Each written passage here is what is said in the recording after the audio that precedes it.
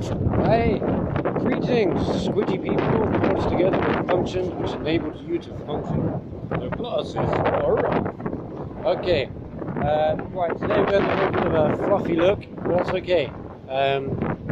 All of creation pours from speech, the glory of God.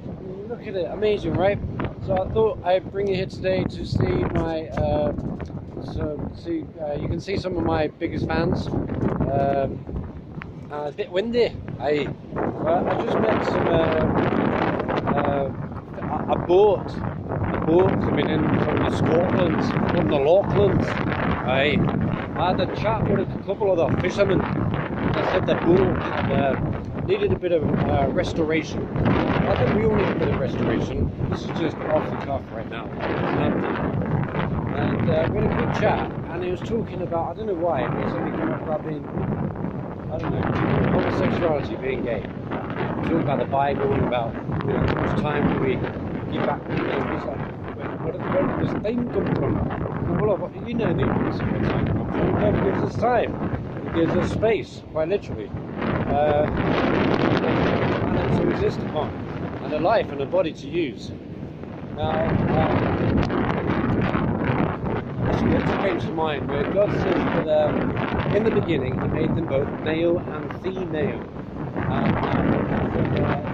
I don't know if you can see the evidence of that. Some people are like, well, where's the evidence of God? Where does it go? Well, you are the evidence. The fact that you are breathing, thinking. Yeah, we get a predetermined menu, which we can choose from. When you go to a restaurant, sometimes you can choose, you know, a pasta, or an Italian, or kebab burger, whatever.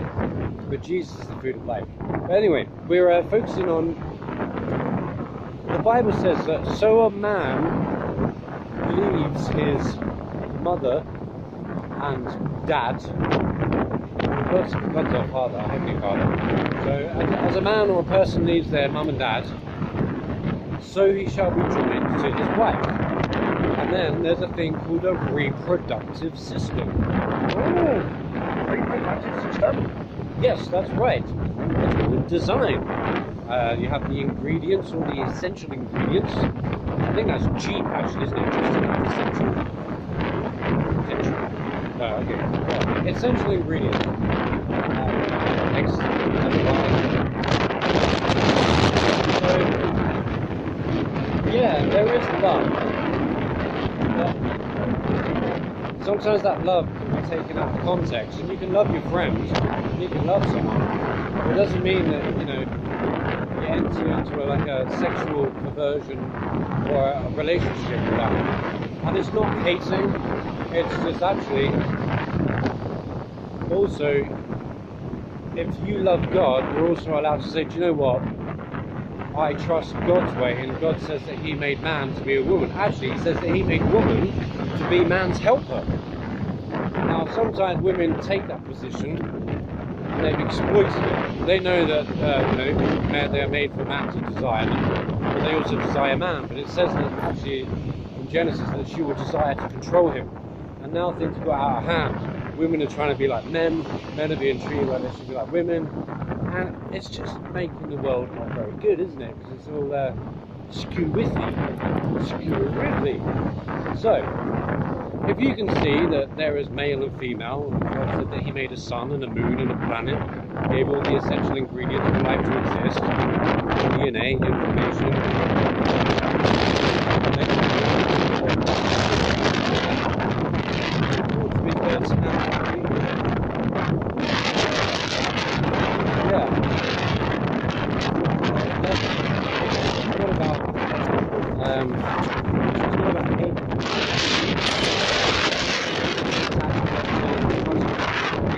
It doesn't mean it's quite evil. It's love. It's just true. If somebody's going back and they're robbing you, they say, hey, you know,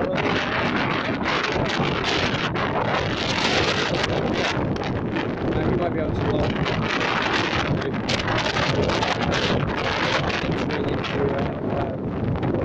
inappropriate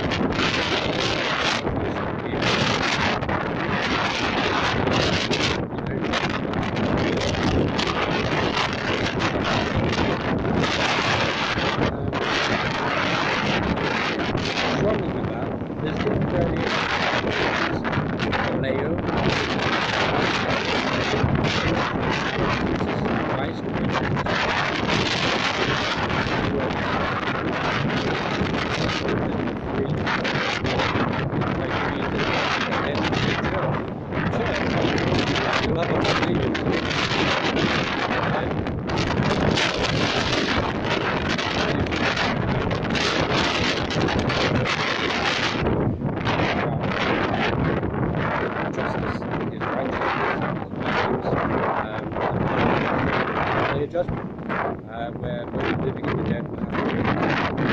So, I'm struggling with this agape, God's patience, so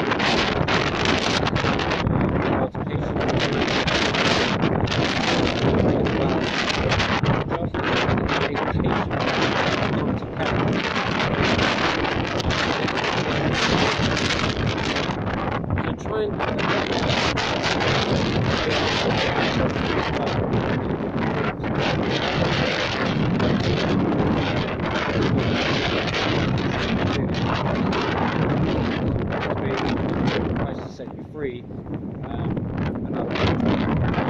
love actually relationship man up, woman up,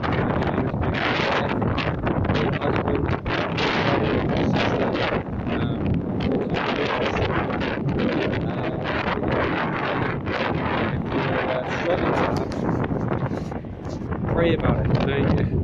You know it's alright. You can still love someone, and if you love them, you wouldn't want them to do that because marriage doesn't exist for a man with a man or a woman with a woman. It doesn't. You can say it, put it on paper, but it doesn't exist. A marriage is between a man and a woman. It's a binding covenant. So two become one flesh, and God has put together one separated. So yeah, struggling with that, praying. Yeah, you can help me through it because normality and some blessing with that. We know families, children.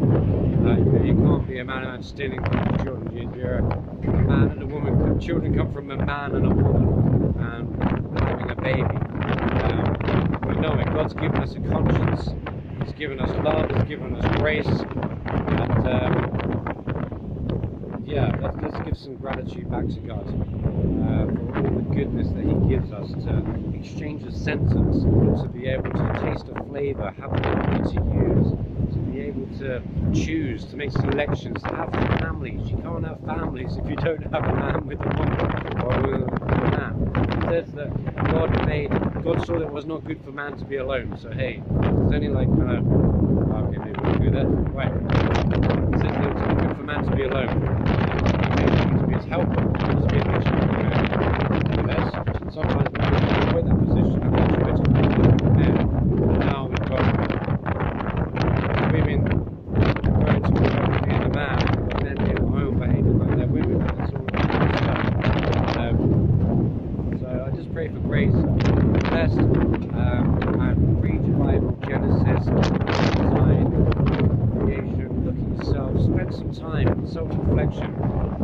Meditation. Well, you can meditate on the Word of God because that inevitably is what will save you. It was the Word, Jesus is the Word. In the beginning, the Word was God, the Word was with God, and the Word became flesh and dwelt amongst men. And it's Emmanuel, Jesus Christ.